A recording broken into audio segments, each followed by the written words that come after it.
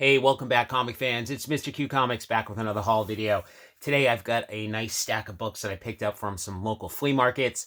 If you watched any of my previous videos, 3-4 videos ago, I think, I did a haul video from an indoor flea market, all dollar bin pickups, some really great buys, including this Inhumans #5 here. I was able to go back there a couple more times. So this is some of the books I've, cherry picked out. A few of the books that I picked up on the previous two trips, something like that.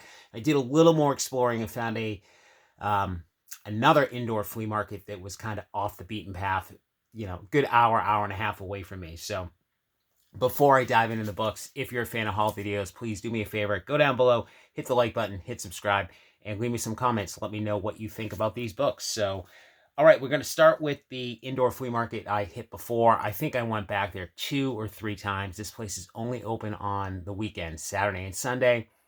This guy that I was buying the books from, more of a sports card guy. He's got like 2 booths. He sets up in like one of the back rooms and basically leaves the comics unattended.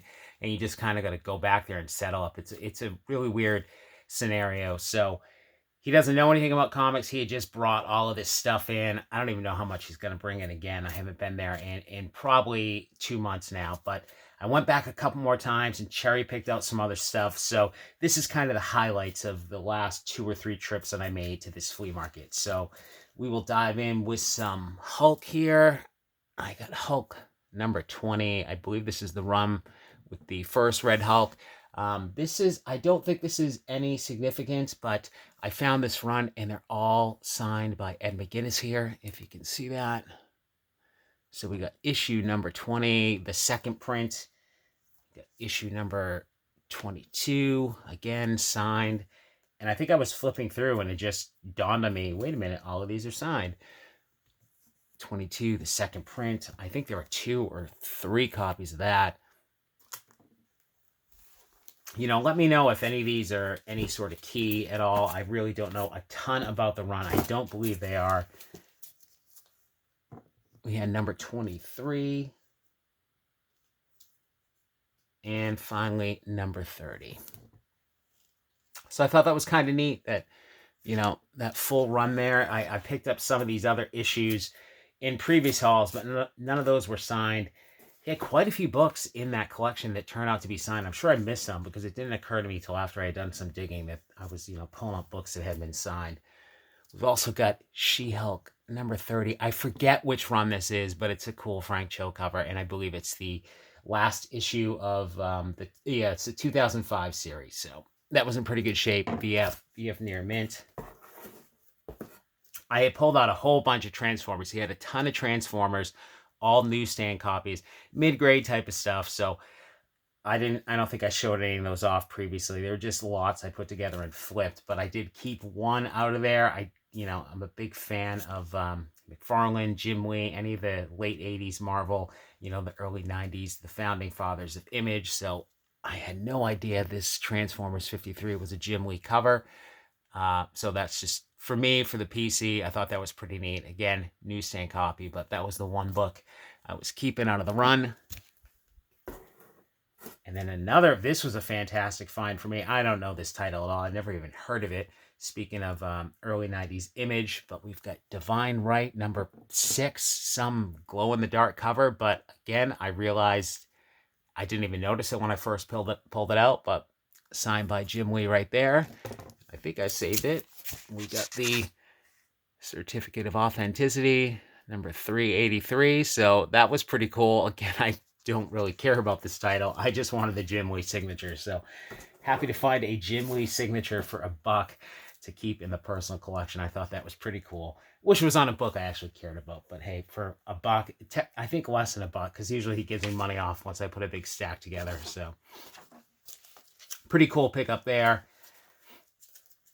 All right, we got some Fantastic Four books. It was tough digging. Sometimes the stuff was lumped together in runs. Other times it was scattered. So I found a nice run of Fantastic Four. We got issue 570, which is the first team appearance of the Council of Reeds, which I figure was a worthwhile spec pickup for $1.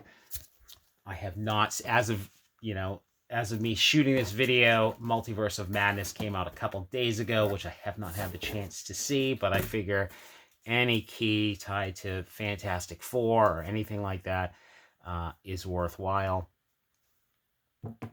I think this is volume 2, Fantastic Four, number 11. This is the first appearance of, I guess it's Aisha, formerly Her. This was hot a while back. I remember seeing this on top 10 lists. I'm not sure what the spec is other than Adam Warlock coming in Guardians 3, so I'm sure we'll see more of her. I don't know what iteration, but for $1, again, to me, worthwhile to take a shot. He had a bunch of Ultimate Fantastic Four. I think I got some more issues, but I'll just highlight the Marvel Zombies issues I found for $1, all in pretty decent shape. So I think this is the first cameo. This is issue number 21. Issue number 22, which is the first full appearance. Then we got issue number 23. I know that's the Greg Land cover. I don't know if they're all Greg Land covers. I don't think they are. 23 is the second appearance. And then issue 30 is the first cover of the Marvel Zombies, which have been hot for a couple of years now.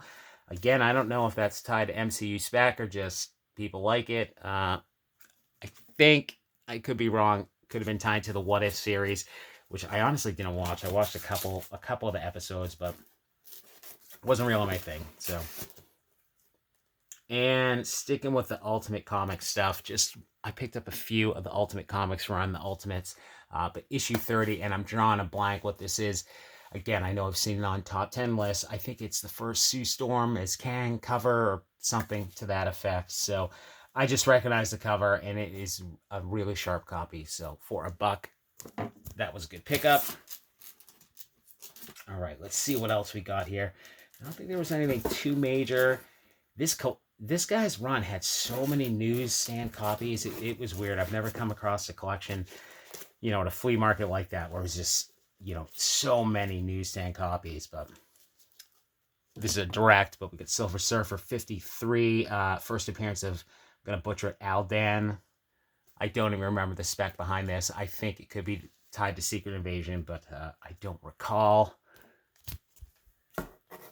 Here's one of the newsstand pickups. I grabbed it just because it was a newsstand. Silver Surfer 136, cool Mephisto cover. I knew this was later in the run, and I grabbed it because it was a newsstand. I think this actually does go for quite a bit of money, probably $20-30. I can't recall, but I thought that was a good pickup. Anytime I see books like that are newsstands, especially in the mid-90s range, I will grab them if it's a decent enough title. And Silver Surfer has obviously been hot for a couple years. So here's a minor key. We got new X-Men 115, first appearance of Negasonic Teenage Warhead. Not really hot or anything right now, but again, a minor key for $1. I will definitely take it home. I don't think that ever really commanded too much. Here's another minor key in newsstand. Cool cover. I don't know who did this, but it's new X-Men number 129. I think this is the second appearance and first cover of Fantomex. Again, newsstand copy, so that was a nice find. This book got hot, and I don't know why. I honestly didn't know what it was. I just happened to look it up while I was going through this run of Marvel Comics Presents. We got issue 158, first team appearance of Clandestine. I don't even know, honestly, who that is. I think potential spec for Miss Marvel. It's a cool Alan Davis cover. So I just happened to look that one up for whatever reason. So happy to find that. Let's see here. What else we got? All right, these. I'm not a huge Michael Turner fan. I know some people really love his artwork. So I found a good chunk of Fathom stuff, and I grabbed a couple of these. The Top Cow preview, which I guess is the first appearance of Fathom, so I think I found 2 or 3 of these. Pretty decent shape. I marked it down here. Where is it? This one happened to be around near mint. I think I already sold off the lower grade copy I found. And this one, another newsstand book. this, I think, also goes for a good chunk of change. It's Deadpool number 14. I think this is the first appearance of Ajax. And again, newsstand copy from the early 90s. I mean, I grabbed it just because it was a newsstand, not even knowing, what the key was. Again, in pretty decent shape. That's probably VF near mint range. And surprisingly, I am going to end my dollar bin pickups here with some DC books, which I don't pick up a ton of, but he had a huge run of Deathstroke. And again, I just happened to look up while I was there some of these books.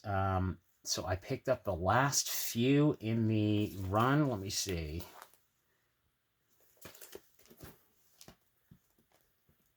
I think I'm missing one here. All right, here we go. So we're going to start out with issue number 58. This, I think, is just an homage to issue 1 of the run here. We've got issue number 59, and I think the only importance of these is just low print run on the end of the series here. And issue number 60 is the final issue of the run. So I don't know what these go for off the top of my head, but I think they actually do go for a pretty decent amount. So pretty cool pickups. Like I said, I don't typically chase down the DC stuff. I think that 58, the cool Joker cover homage to number 1, is the bigger book of the 3. So pretty cool pickups. And then he had a ton of Superman adventures. So I grabbed issue number 41, which is, I think, again, just a low print run book. And I guess this is 22 unique stories on a single page, which I thought was kind of neat. And then finally, for these dollar bin pickups from this guy, again, I just saw it and thought, man, I think this is something. Happened to look it up, and I found 2 copies of this, issue number 21, which I believe is just the first appearance of the animated series Supergirl in the DC universe, and he had a couple copies of those, so I took both of those home. So that was pretty much it. I think this is kind of combined the last trip to this flea market. Like I said, I have not been back there. I didn't get the impression he was going to be reloading. He just happened to come across this stuff, so I didn't take the time to keep going out there. It was a good hour drive to get there, but pretty solid pickups for the most part. That is all stuff that I am going to be flipping to, put in my comic fund for buying my Silver Age and Golden Age keys that I like to keep. So very happy with those pickups for, like I said, less than $1. And then one of the weekends I was out, I did a little more adventuring, trying to find new antique stores and flea markets.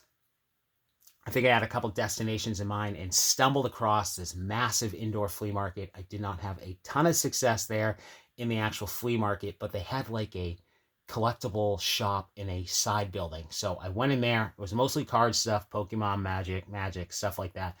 But there was one guy who had a few books, kind of went back and forth. I didn't, he had really high prices. He had a lot of the stuff kind of, to me, overgraded. He didn't have a ton of stuff, but I did what I typically did, which was pay cash, make sure to have the cash in hand, and bundle stuff together. So I was able to get, I think I got 5 or 6 books, but I got 4 books pulled out here, all X-Men stuff. So we will start out with X-Men 115.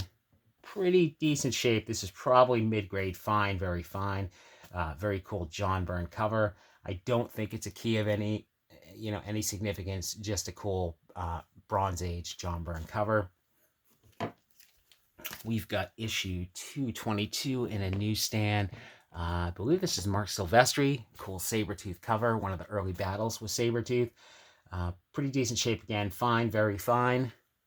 And the last 2 big boys, we've got a newsstand copy of 221. One of my favorite Silvestri covers.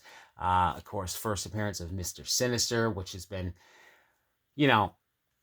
up and down, gotten hot, cooled off, gotten hot, cooled off. Who knows when he will appear. Obviously after the X-Men at some point, I assume. But in the final book, it is rough. This thing is rough. I mean, really rough. But we got X-Men 266 in the newsstand. First appearance of Gambit. Not to start any arguments on that, but this is the money book.